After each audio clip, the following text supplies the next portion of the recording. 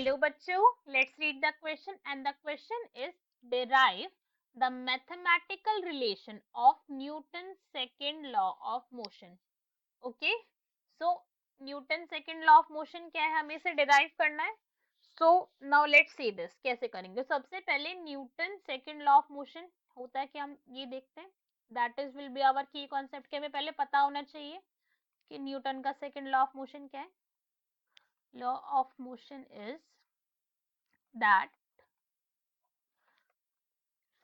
force is directly proportional to rate of change of momentum.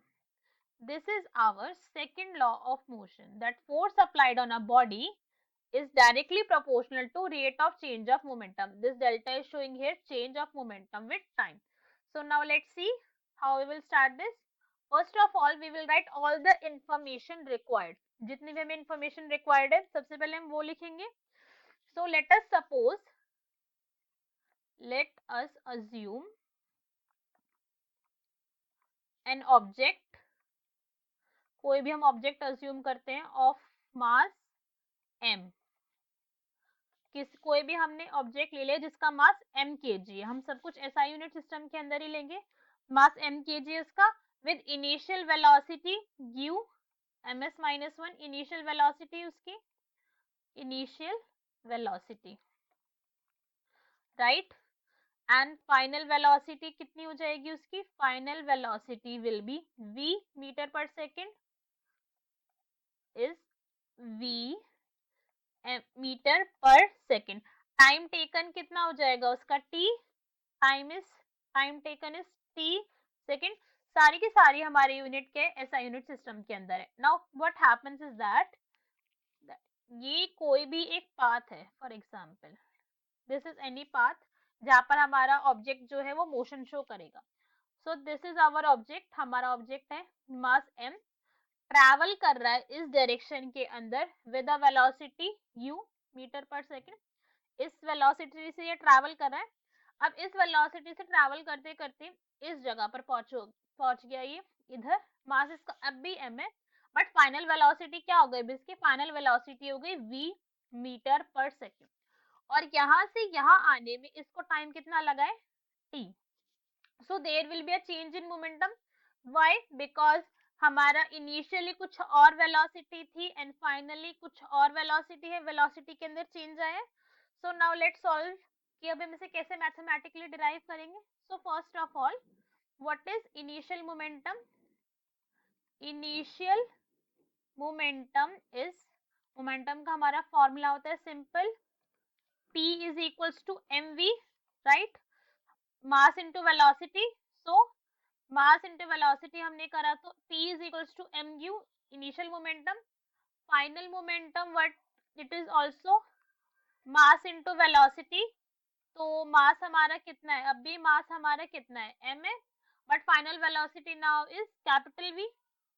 Now we will calculate जो change आया momentum के अंदर. तो change in momentum, in momentum will be what? Initial momentum minus final momentum. यही change होगा किसी भी object के अंदर अगर हमें चेंज करना होता है तो फाइनल माइनस इनिशियल, सिंपल. सो अब मास तो चेंज नहीं आया है. मास तो पहले भी बॉडी का m था, अब भी बॉडी का m है. तो चेंज किस में आया? वेलोसिटी के अंदर, which is v minus u. ये चेंज आया. और किसके अंदर ये आया है चेंज? ये चेंज आया है हमारा t टाइम के अंदर, राइट. ये चेंज हमारा टी टाइम के अंदर आए. जैसे भी हमने देखा था बॉडी ने टी टाइम लिया इतना डिस्टेंस ट्रैवल करने के लिए. u से उसके क्या, जब वेलोसिटी v चेंज हुई है टी टाइम लगा है. As we all know v minus u upon t is our acceleration. ये हम कैसे कह सकते हैं? From our first equation of motion से. यही होता है हमारा first equation of motion, right. Equation of motion, this is v minus U by T. ये हमारा एक्सेलरेशन होता है. तो हम इसे क्या कह सकते हैं? चेंज इन मोमेंटम कितना आ गया हमारा? Change in momentum is what? m into a. ये आ गया हमारा change in momentum, which is equal to what? ma क्या होता है हमारा? ma is equals to force. We know this. So hence we can say that rate of change of momentum that is force, जो अभी हमने calculate करा है, is directly proportional to rate of change in momentum. अभी हमने calculate करा है rate in change, यही आया था हमारा, दैट इज दिस।